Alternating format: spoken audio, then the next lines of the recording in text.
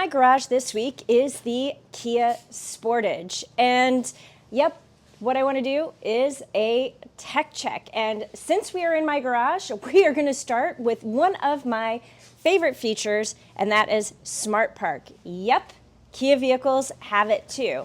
So you know what? Let's just get right into it. So here's the thing. First off, you have to make sure the vehicle is locked. So press the lock button. Then you have the remote start button on the back of the key fob. So I'm going to press and hold that. And the lights turn on. They start blinking a little bit.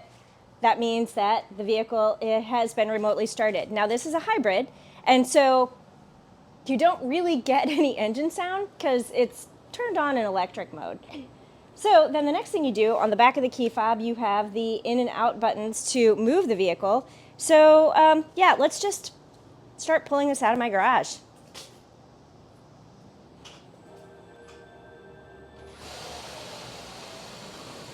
You have to press and hold the button, and then you essentially have to walk with the vehicle.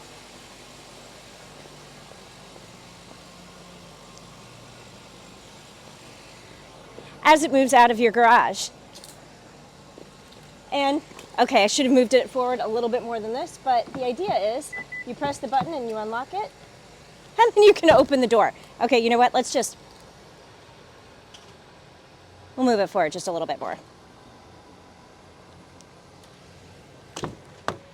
Then I can get in, put my foot on the brake, put the vehicle in drive, and I'm ready to go. Now, since we've already gotten into this position, getting out of my garage, I figure it might be worthwhile to show the cameras before we get into the overall description of what's going on in the display area. So I'm still in the position that Smart Park put me in, and what I'm going to do is just back into my garage and then pull out so you can see what the cameras look like. I will point out that when you put it in reverse, your cameras automatically pop on, and when you go to drive, they move forward, so there's a little bit of a delay going on so that you can see what's going on. But if you want the cameras to pop up, there's actually a button, so on the center console area, we'll show you that later, where you can press the button and it will show what's going on. And it will show the reverse, but if you press the camera again, it turns off. So it doesn't give you a lot of views, but when you press it, but it does show the reverse. You have to come up to the screen to get the different views rather than pressing the button. So with that, we're just going to pull in and out of my garage so you can see what the cameras look like. All right, so we will back it up.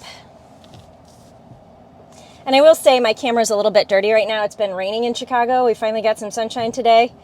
But this is actually really high def and looks really good. So that's backing into my garage. And you know what? we're gonna put that in park for a minute, and I'm gonna clean that off.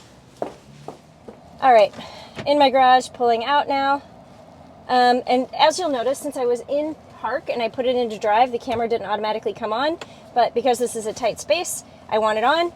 And yep, you can see now it's a lot more clear. I just used my thumb to clean it, and we'll pull out and we will find a space to go talk about the rest of what's going on in this tech check.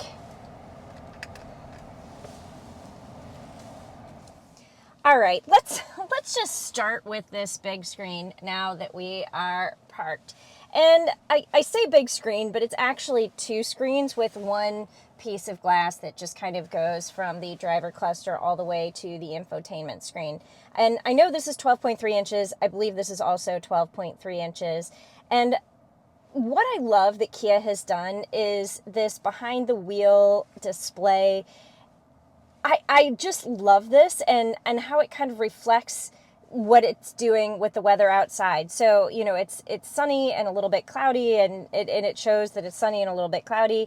As the sun sets, it gets dark.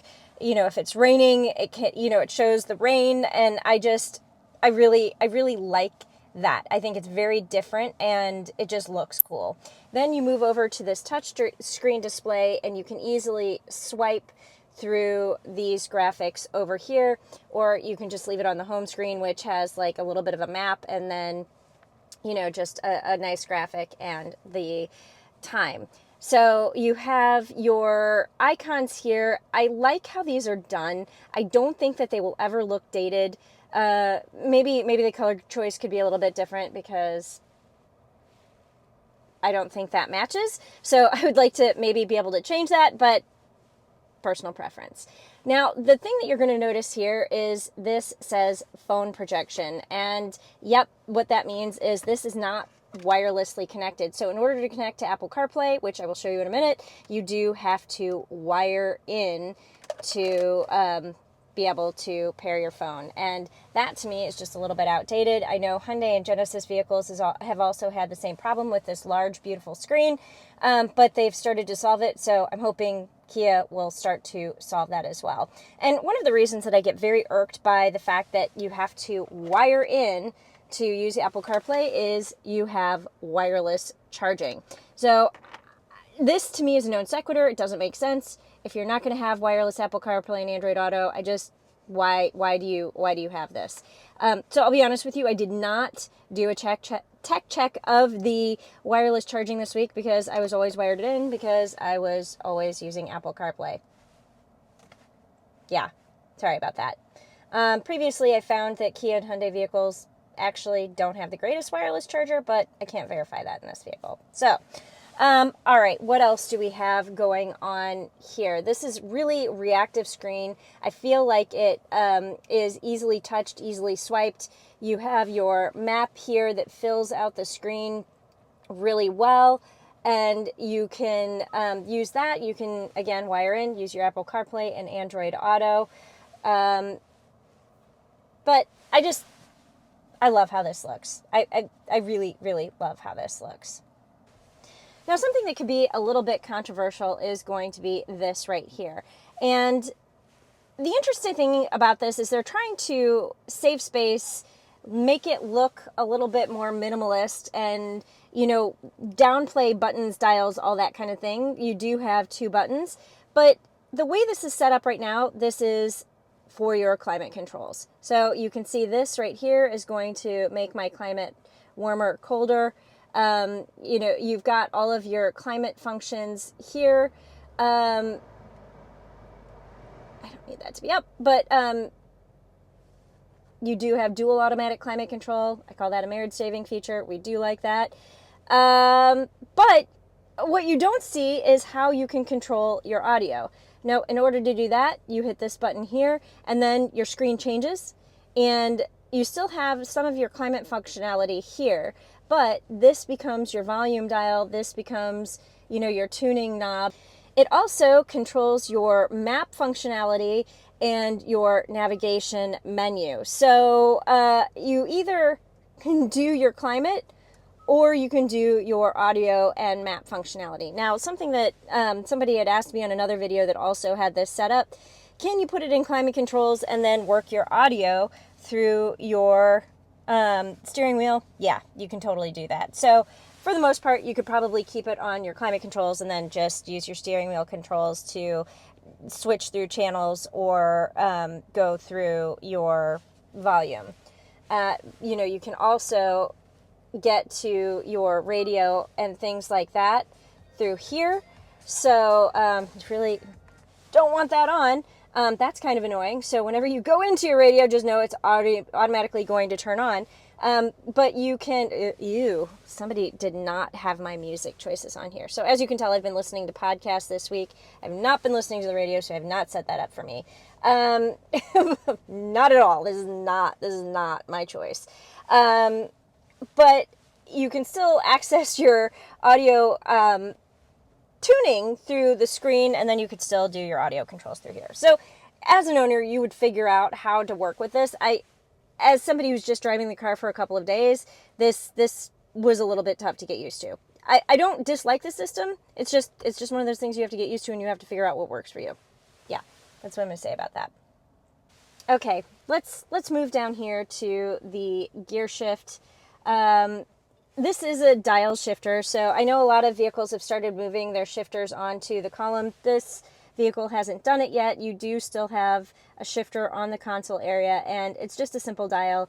And literally, you just make sure your foot is on the brake, you put it over into drive, you move it over into reverse, you give it a little half turn into neutral, and then you press the button into park. This is all pretty self-explanatory. Unlike the hockey pucks and weird things we've seen from some other automakers, this makes sense. I personally don't love a dial shifter, but again, it's one of those things you would get used to. Now, while we are here, I'm just going to point out there is a lot of shiny black stuff here. And you can see it's already starting to get scratched. It's already starting to get fingerprinted a little bit. It definitely has already started to collect some dust. And this I am not a fan of. Overall, though, I really like the design of the Kia Sportage. I think they've done a great job. I think it looks really good. I like the material choices. And yep, I absolutely like the tech. Now, in terms of the driver display here, let's look at that a little bit and see what the modifications are in terms of how you can adjust that. So I'm just literally pressing this button here, and it allows you to kind of scroll through some items in that center area. And when you see the little dots on the side, that means you can move through some different options.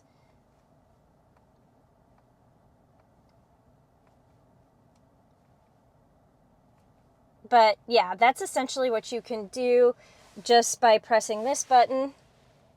If you didn't like this, but why wouldn't you? I don't know, maybe you're boring. You do have some options to change that. You come over into your menu, you hit setup, you go into screen layout, and then it lets you select your cluster theme. So right now, it says that it is synced with the time and weather, but if you wanted to, you could link it to your drive modes and be boring.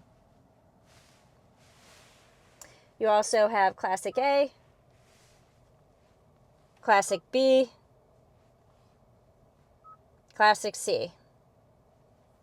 But again, that's just cooler. Now, before I close out this review with some driving impressions, there is one more thing that I do want to talk about, and that is going to be the smart trunk functionality. I've had a lot of people ask me about this feature in other vehicles, other Hyundai, Kia vehicles, Genesis vehicles that I've driven. It's called the smart trunk, and essentially what that means is when you walk up to the trunk with the key fob in your pocket, it just automatically opens. And here they're calling it the smart liftgate because liftgate, not a trunk. And you can turn it on, you can turn it off. So I've had it off this week because coming into my garage, I can't unlock the door and then get into the garage, relock the door, and get to the driver's side without the trunk opening. So I just turned it off. But if you wanted it on, again, let's walk through this again. So you go into your setup, you go into your vehicle, and this is a little counterintuitive, you go into your door. And that's where your lock, unlock, smart liftgate functions are. So we're going to turn it on, and you know what? I'm going to show you how this operates before we get into some driving impressions. Okay, so I parked the car, I stepped outside of the vehicle, I have the key fob in my pocket, and now I'm going to approach the rear of the vehicle.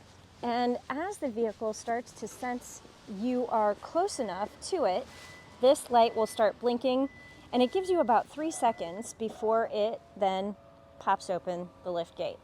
I find this to be a really handy feature in general when you're shopping, when you have your arms full putting stuff in and out of the cargo area. But if you live in a tight garage situation like I do and you're like right behind the vehicle trying to unlock the door and get in, 3 seconds is not enough time. So I really wish actually that you could set the amount of time you would stand behind the vehicle before it would open. That might make that a little bit better. But I generally like this feature. I turned it off this week because it just didn't work for me in my current living situation. All right, there's 2 more things I want to talk about in the tech check before we get into our brief driving impressions. And yep, let's just take a quick look at Apple CarPlay. Now, I'm not going to swipe through the screen because I'm filming with my phone, and that means this is going to be a little bit laggy. But as you can see, this fills out the screen pretty well. There is a little bit of a black hole right here on the edge, but I don't know, on this screen it doesn't bother me.